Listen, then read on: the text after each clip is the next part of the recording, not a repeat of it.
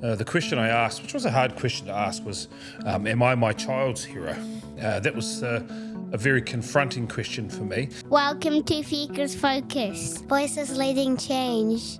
Kia ora, today I am talking about a topic that's really important to me around being your child's hero. So, of course, if I can find any way to slip the wires into any podcast of ours, I will. When you look at heroic events and actions, you tie it to people. And in the last few days, I've been talking to people about the actions of Dylan Zalesniak and Mitchell Barnett and all these, and talking through that process of being a hero in that space. And I think for a starter, it's important to understand that I think everyone needs to have heroes.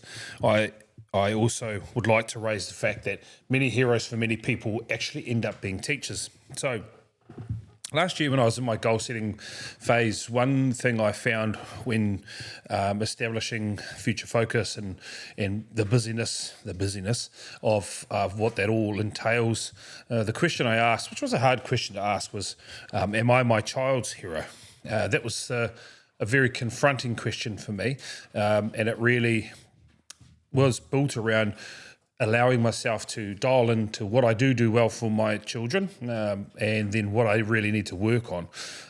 But I really want to talk to the fact that the teacher as a hero for your children is really, really important in part and being part of their ecosystem. Now, when I think back to my own childhood and think about my childhood heroes, I think of Mr. Stain, Mr. Marker. As I progressed through school, I think about Mr. Henley Smith, Mr. Wilson. They were Mr. Penne.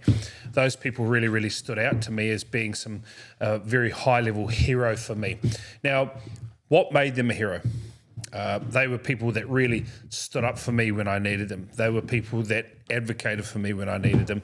They were people that pulled me into line when I needed them. They were people that really knew how to bring the best out of me. When I talk about it in our own company and what Future Focus is, every day I get to go around and check out all the heroic acts that I see teachers are doing for children. I'm going to give you some examples. So this week is Samoan Language Week, and I just saw a group of our Papamoa Beach teachers. They're out walking. Now, they've got two brothers. Buddy, this is Brit's son. He's actually made himself an honorary part of the Ngāhi Raka space, even though really he's in the Kirikahurangi space. And he's gone out for a walk with the team, and they just love Kate, Bo and Buddy. They love Kate. They love, they're walking along, they're safe, and they feel part of something. And Bo gets his little brother to come along, and it's really cool to see that sort of level of connection and safety that they have. I then go in and I go into Livingston, and I see the role that people like Natasha and Sophie have with these kids, these little vulnerable babies, especially when I walk in and sometimes I'm this big overbearing ogre that kind of just rolls in and out of the room, and these little babies have to look up, and of course, not all of them, but some of them cry, and the safety they feel from Sophie, Natasha, Jenny when she's in there, Anitha, the safety that they feel when going back and being embraced or being asked to be picked up, that shows me that they truly have heroes in that space, even as little babies. What I thought I'd really talk about is the compounding effect of those heroes as well. Now, we're trying to build an environment for children, and we largely execute on this, that as they feel safe and secure, they can go on in their educational career, even in our spaces in early childhood, where they have a chance to, if they need, go back and visit those heroes. But they get a chance to evolve and move on to other heroes. That's really important.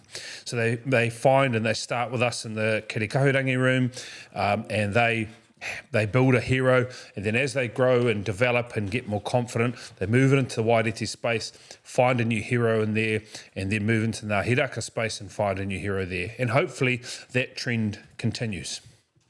In the ideal world, they would find a hero every year as they go through their school career, and as they meet into high school, they'd find other heroes in their obviously in their peer group, but throughout that piece with teachers as they come across multiple subjects. That would be the ultimate piece. And the compounding effect of that is ultimately, I hope they go out and become heroes to children or to people in their own realms. Okay? And that's an important part. It's an important part to understand that the compounding effect of having deep, strong heroes within that community, within that educational situation or setup, allows the compounding effect of them being heroes for other people later on in life. I think when you're talking about the ecosystem of a child, that hero plays an important role. They, outside of the whānau, become another point of safety.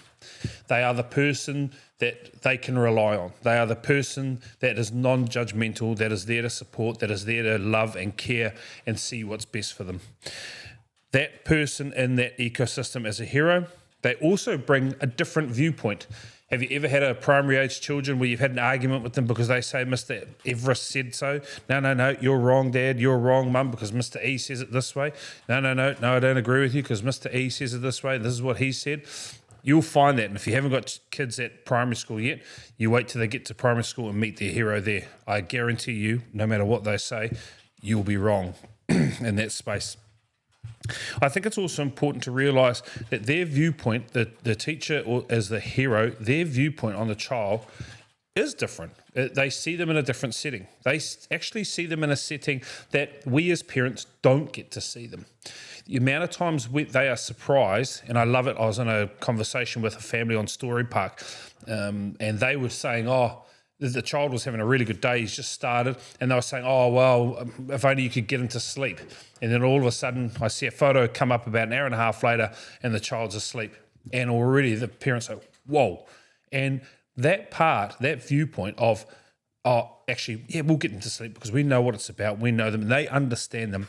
It just shows another example of a differing viewpoint because we get to see them, the children, perform in our space without the impact of the parental expectation or system that they have built around them.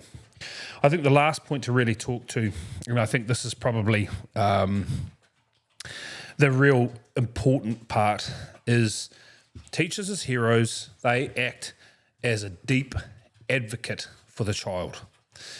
Now, in my own teaching career, I have had to advocate for many children in scenarios that you hope you never find yourself in. These scenarios certainly challenge the mettle of you as a human and as an educator, as you realise that the child doesn't actually have the ability to stand up for themselves in these situations, and the role of the teacher and the support system or the ecosystem of the school to be the advocate for that child, the depth of advocacy that hero, that teacher hero can be for those children is almost immeasurable. I know the impact that people, like I said earlier, like Mr. Wilson, Mr. Henley Smith, Mrs. Waddell, those sorts of people, the advocacy that they had for me in the time of my life where I really needed the advocacy from someone outside of my parents still has a lasting effect on me today. And I know I look young, but I am just turned 42. It's really important to understand that those lessons and that advocacy that those teachers had for me has led me to be the person that I am for lots of my friends, whānau, for our team, for our leaders in that space. It is because of their legacy with me, and I'm still in touch with those people today.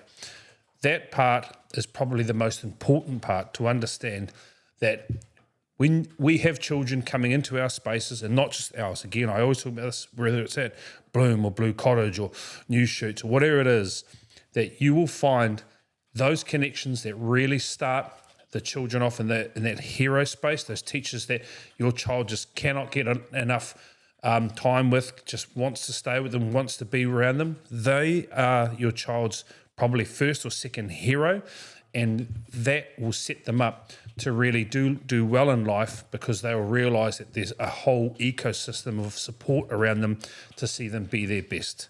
So my challenge to you, go out, find your child's hero, Pat them on the back. Tell them how much of a hero they are for your child.